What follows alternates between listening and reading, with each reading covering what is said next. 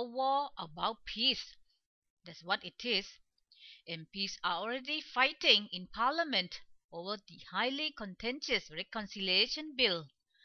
And if they cannot settle their differences in the House while other groups outside are at loggerheads, it all may result in a war spilling out on the streets, to put it bluntly. If the opposition MPs refuse to drop some demands and lower their expectations, and if government MPs still believe they can do anything and everything for their beloved leader in exile just because they have the majority, and fail to respect the voice of the minority, there will never be peace in this country. The pandemonium that overwhelmed Parliament yesterday does not only reflect the deep divisions in Thai society, but is also one of the worst, if not the worst, incident that has taken place in Parliament. Opposing MPs hurled boos, jeers, and bad words during a 3-hour heated debate.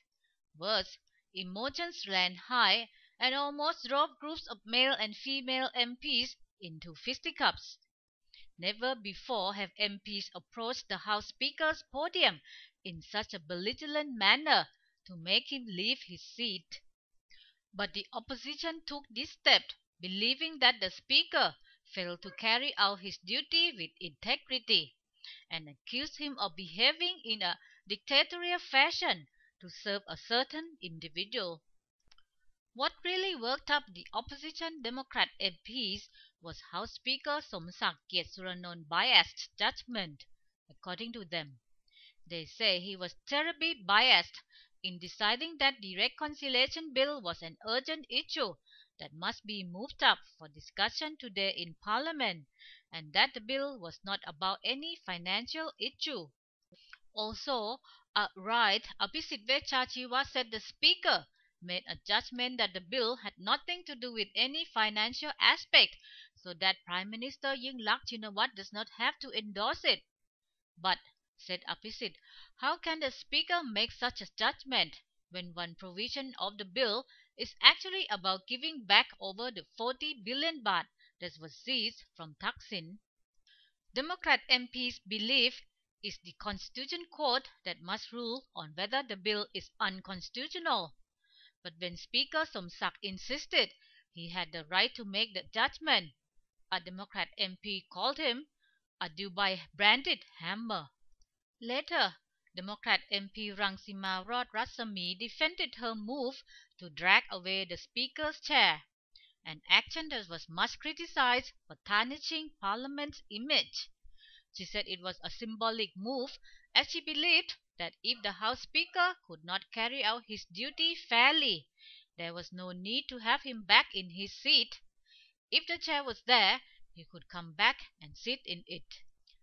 Opposition leader Abhisit did admit that the Democrat Party's image has been partially affected by his MP's behavior yesterday, but he added that if that is the cost of protecting the country's interests, so be it.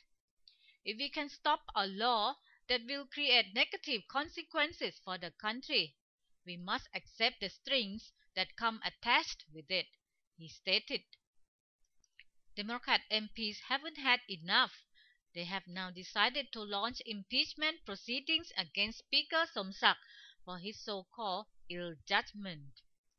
Indeed, Thailand is trapped in a desperate situation. There's a lot of talk about reconciliation and peace, but no side is willing to forgive and forget. Worse, hatred is widespread. The country is spinning out of control and heading down the path to irreconcilable doom. But many are just blind to this, and some don't even care.